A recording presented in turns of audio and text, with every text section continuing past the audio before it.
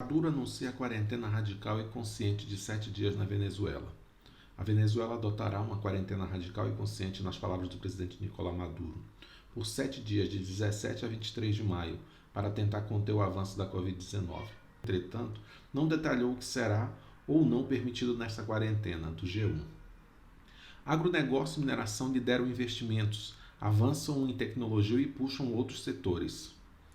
O agronegócio e a mineração, setores da economia considerados primários, ganham força no país em meio à crise econômica provocada pela pandemia. Turbinados pelo câmbio favorável e pela alta demanda por commodities nos países que se recuperaram do baque da Covid-19, sobretudo a China, os dois segmentos aumentaram seu peso no produto interno bruto. As evidências aparecem forte na alta exportação, no pagamento de impostos, nos balanços financeiros das companhias do setor e na atração de investimentos. De O Globo. Cenário crítico indica déficit da oferta de energia no final do ano. A autorização dada pelo Comitê de Monitoramento do Setor Elétrico no início do mês para que sejam utilizados todos os recursos disponíveis de geração de energia, sem importar quanto isso custará para o consumidor, considerou os cenários mais críticos de abastecimento do país até o final do ano. Em ofício obtido pelo Valor, o Operador Nacional do Sistema ONS alerta o governo para o risco de déficit na oferta de energia nos últimos meses de 2021, com destaque para o desfalque de 12,7 gigawatts de potência em novembro. No sistema elétrico, a oferta da potência é importante para garantir a segurança do suprimento. Isso geralmente vem de usinas termoelétricas, dada a sua capacidade de gerar energia de forma contínua, enquanto tiver combustível, ou mesmo das hidrelétricas, com a água no reservatório.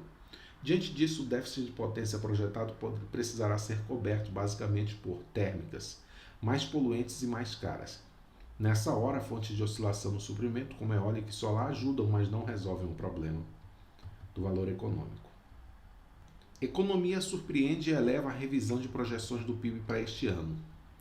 Do Estado de São Paulo. O recrudescimento da pandemia no início do ano afetou menos a atividade econômica do que o previsto inicialmente, provocando uma onda de revisões para cima nas projeções para o desempenho do PIB em 2021. Elevaram suas estimativas as corretoras XP e Ativa, os bancos de investimento Credit Suisse, UBS, Bank of America e Goldman Sachs, e as consultorias MB Associados e Parallax Economics, entre outros. Na média, as projeções de crescimento passaram de 3,2% em abril para 3,8% agora, conforme o levantamento de projeções de broadcast com 35 instituições. País vive sob ameaça de super cepa, alertam os cientistas. Desarticulação das políticas sanitárias, quarentenas pouco eficientes devido à pressão do poder econômico, imunização nacional pulverizada e baixa cobertura relativa ao tamanho da população. Após 4 meses do início da vacinação contra a Covid-19, em 17 de janeiro, os técnicos avaliam que o jeito brasileiro de responder à pandemia impõe agora a desconfortável posição de lidar com o risco em perspectiva. Segundo 3 especialistas com passagem pelo Ministério da Saúde, um deles no comando da pasta, se corrigidos meses atrás, muitos erros afastariam temores como o país ser o berço de uma cepa de vírus resistente a vacinas. Do Valor Econômico. Netanyahu diz que o conflito levará tempo. O primeiro-ministro de Israel, Benjamin Netanyahu, avisou ontem que a maior ofensiva militar de Israel contra o Hamas em 7 anos levará tempo, apesar dos apelos da Organização das Nações Unidas por um cessar-fogo. Em discurso em rede nacional depois de uma reunião do Gabinete de Segurança, Netanyahu também disse que o país continuará com força total sua campanha militar contra o islamismo, que controla Gaza. Ontem pela manhã, ataques aéreos israelenses mataram 42 pessoas e provocaram o desabamento de 3 edifícios. Uma testemunha disse que as equipes de resgate, usando as mãos e alavancas rudimentares, lutavam para tirar feridos em meio ao metal retorcido e escombros de concreto pesado. Ontem pela manhã, ataques aéreos israelenses provocaram o desabamento dos 3 edifícios. Até os ataques de domingo, 192 pessoas haviam sido mortas em Gaza, entre elas 92 mulheres e crianças, segundo autoridades de saúde palestinas. Os militares israelenses disseram que pelo menos 75 eram militantes do Hamas, mas não apresentaram provas. Até agora, 10 pessoas foram mortas dentro de Israel, entre elas 2 crianças e um soldado. Classe média e alta puxam a retomada do consumo. Ao contrário de muitas recessões anteriores, esta não envolve o elevado endividamento do consumidor, o colapso de bolhas de ativos ou flutuações de longo prazo nos ciclos de negócios. A súbita e grande queda no consumo da China, Estados Unidos e Europa Ocidental, que foi de 11% a 26% nos primeiros meses da pandemia, foi resultado principalmente de cortes nas prestações de serviços presenciais, especialmente viagens, entretenimento e restaurantes.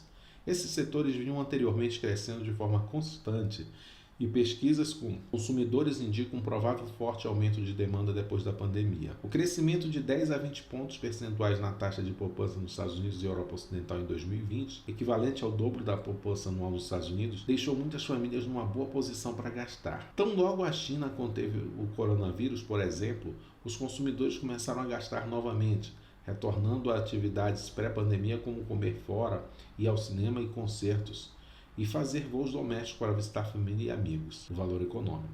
Valorização de grãos, minérios e carnes deve beneficiar o Brasil por 2 anos, dizem analistas. A alta dos preços das matérias-primas como soja e minério de ferro deve beneficiar o Brasil ao menos pelos próximos 2 anos. Embora ainda seja cedo para cravar o tamanho desse novo ciclo, a percepção de analistas ouvidos pela Folha é que será menos intenso que o boom dos anos 2000. Os preços das commodities pelo índice do CRB, Commodity Research Bureau, tiveram alta de quase 70% em um ano.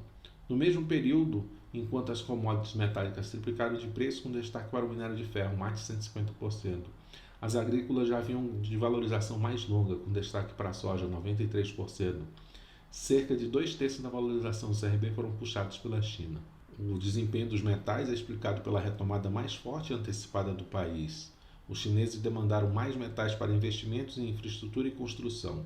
Na evolução do economista-chefe da MB Associado Sérgio Vale, o ciclo atual de commodities ainda deve continuar pelos próximos 2 anos, já que há problema de oferta em alguns segmentos como soja e demanda forte por carnes. Nos produtos metálicos também há perspectiva de manutenção da demanda impulsionada pelo plano de recuperação da economia americana do governo Joe Biden e pela recuperação da China após a pandemia, diz Vale. Portugal bate recorde de vacinação e vira principal destino turístico europeu. Com recorde de vacinação no fim de semana, a pandemia de Covid-19 controlada, Portugal é nesse momento o principal destino turístico seguro da Europa. E a semana começa com um marco para a combalida economia do setor. A partir de hoje, os britânicos, principais visitantes no verão, estão liberados a passar férias no país sem precisar fazer quarentena na volta, o que complica o planejamento das viagens. Ainda é preciso apresentar teste negativo para a Covid-19.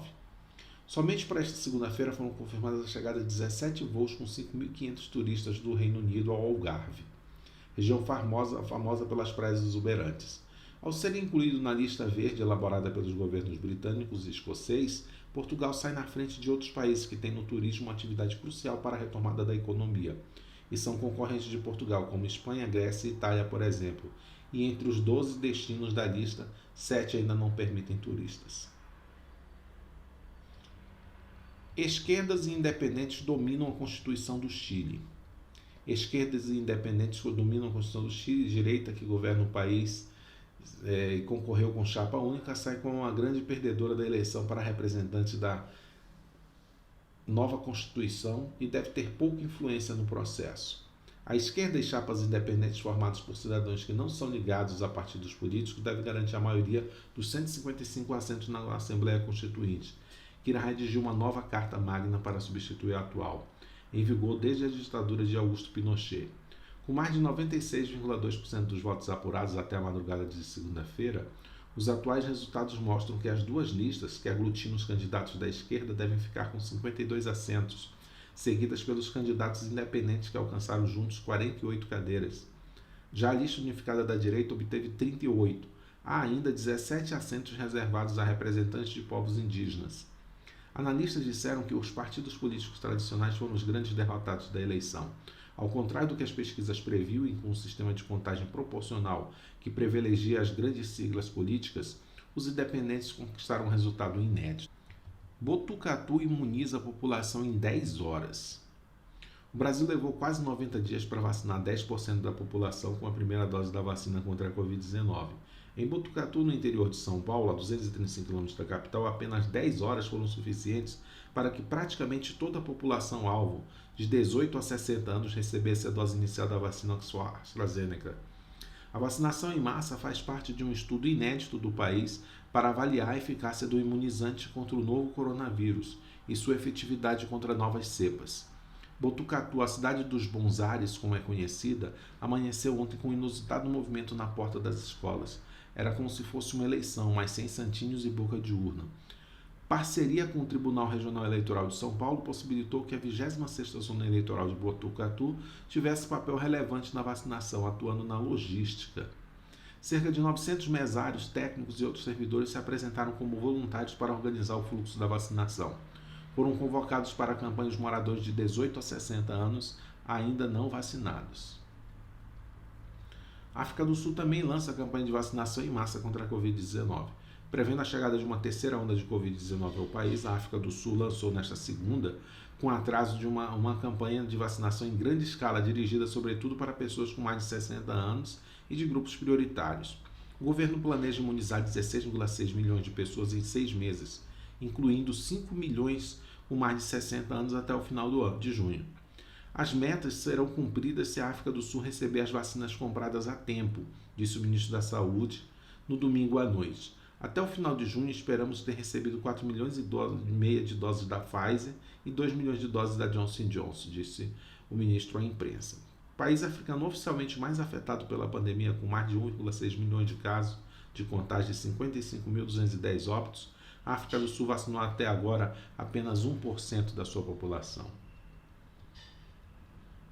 Produção industrial da China desacelera em meio a gargalos de ofertas. O crescimento da produção nas fábricas da China desacelerou em abril e as vendas no varejo ficaram bem abaixo das expectativas, enquanto as autoridades alertaram para os novos problemas que afetam a recuperação da segunda maior economia do mundo. Enquanto os exportadores da China estão vendo demanda forte, gargalos na cadeia global de oferta e aumento dos custos de matérias-primas pesaram sobre a produção, enfraquecendo a recuperação econômica das perdas do ano passado devido à Covid-19. A produção industrial cresceu 9,8% em abril sobre o ano anterior, em linha com as previsões mais abaixo do salto de 14,1% de março. Mostraram nesta segunda-feira dados da Agência Nacional de Estatísticas. As vendas no varejo, por sua vez, aumentaram 17,7%, bem abaixo da expectativa de 24,9% e do ganho de 34,2% em março. O porta-voz da agência disse que, embora a economia da China tenha mostrado melhora constante em abril, novos problemas também estão surgindo, destacadamente o aumento nos preços internacionais das commodities.